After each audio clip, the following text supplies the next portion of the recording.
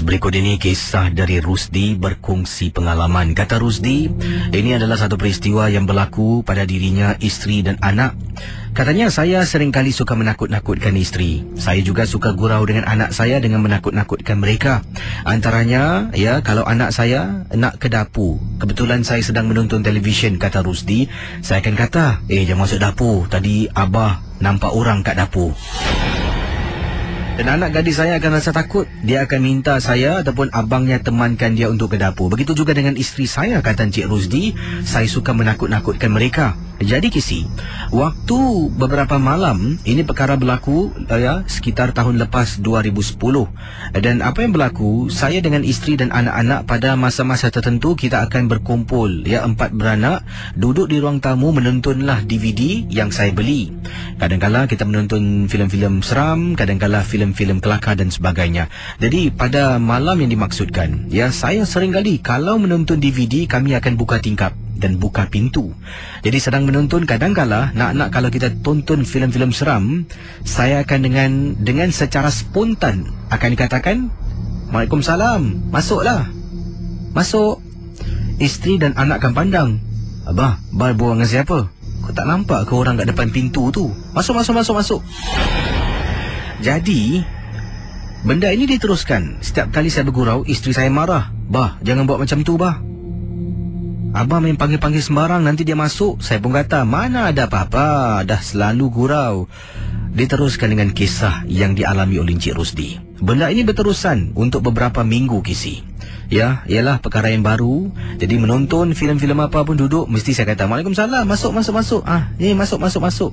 Jadi isteri saya marah, tapi saya kadang-kadang tidak pedulikan. Saya cuma berseluruh, kata Cik Rusdi, dan katakan tak ada apa-apalah. Jadi Kisi, pada satu malam, anak saya sedang tidur biliknya, anak lelaki saya juga tidur di biliknya, isteri saya tidur di bilik saya. Saya bertugas, waktu itu bertugas shift malam. Dan saya dapat panggilan pukul 2.30 pagi.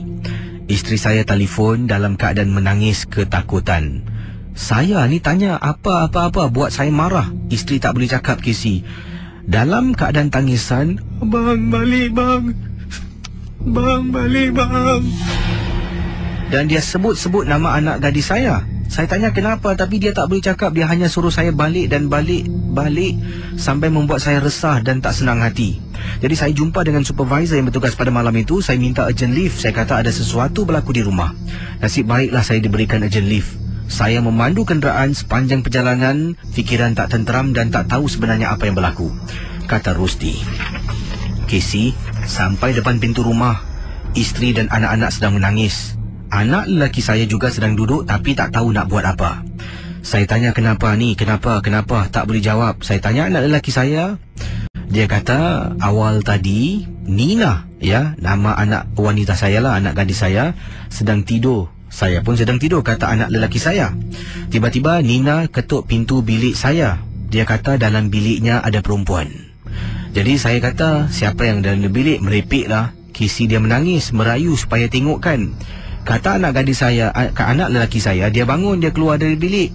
Bila dia berdiri depan pintu Nina, iaitu adiknya, dia terperanjat, meremang bulu roma apabila nampak di hujung katil ada perempuan sedang duduk dan kepalanya tunduk ke bawah. Dia mula rasa takut. Dia ketuk pintu bilik ibunya. Ibunya buka. Ibu keluar. Kata anak lelaki saya, suruh periksa. Bu, tengok bilik Nina, Bu. Ada orang lah, Bu."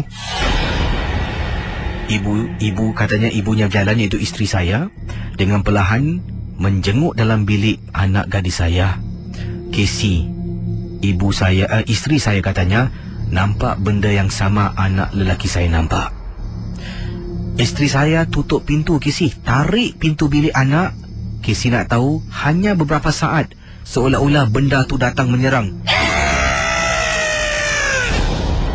Dan berkali-kali pintu bilik dihentak-hentak, digegarkan, sampai akan membuat isteri, anak-anak saya histeria ketakutan. Malam tu juga isteri telefon ketika sedang berbual. Sebab itulah saya dapat dengar bunyi pintu-pintu dihentak di hujung talian. Sepanjang perjalanan bila saya pulang ke rumah terperanjat, Kisi, bila buka pintu bilik, dalam bilik anak saya berselerak, tilam terbalik, katil terbalik, kain baju yang ada dalam almari semua seolah-olah dikeluarkan dan diselerakkan. Kata Encik Rusdi, dipendekkan kisah pengalaman menyeramkan ini. Jumpa dengan pakar. Pakar datang rumah. Pakar kata dalam rumah saya ini ada makhluk yang tak diundang. Boleh saya sebut nama ustaznya, Kisi? Saya nak ucapkan terima kasih pada ustaz. Ya, mungkin dikatakan ustaz Sufian, ya. Tak tahulah ustaz Sufian yang manalah ya, ramai ya. Kata beliau kerana membantu keluarga menjenguk-jengukkan rumah. Ustaz kata dalam rumah ada penghuni tak diundang. Isteri saya lalu bersuara. Dia kata pada ustaz yang saya ni suka buat benda macam tu, takut-takutkan. Ustaz dengan segera suruh saya hentikan segala perbuatan, ya, gurau-gurauan sedemikian rupa.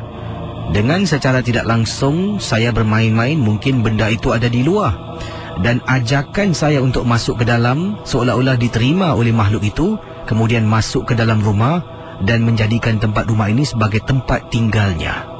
Nasib baiklah benda ni senang dihalau, Kisi. Kata ustaz, kalau yang susah, yang degil, dia akan kekal duduk dalam rumah dan tak nak ingin berganjak. Itulah pengalaman dari Encik Rusdi. Terima kasih, Kisi, dan juga selamat tengah malam.